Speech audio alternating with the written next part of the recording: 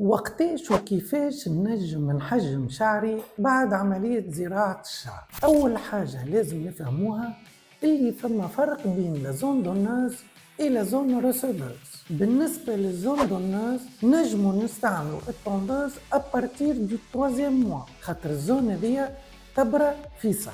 أما بالنسبة للزون ريسيفوز نجمو نبداو نقصو بالمقص à partir du 4e au 5e mois. Et l'utilisation de la tondeuse لازم نصبروا حتى لل 8e mois وحسب الحالة، على خاطر البصيلات المزروعة يبداو مازالوا فراجيل، وأي utilisation تاع objet tranchant كيما لا tondeuse ينجم يعمل une forte pression وينجم يقلع البصيلات ويأثر على النتيجة. وأهم حاجة إنك تتبع لي كونسيني متاع الطبيب، على خاطر كل حالة تختلف على الحالة الأخرى. وانتوما إذا عندكم أسئلة تخص عملية زراعة الشعر اكتبوهم لي في الكومنتات نجاوبكم عليهم في الفيديوهات الجاية.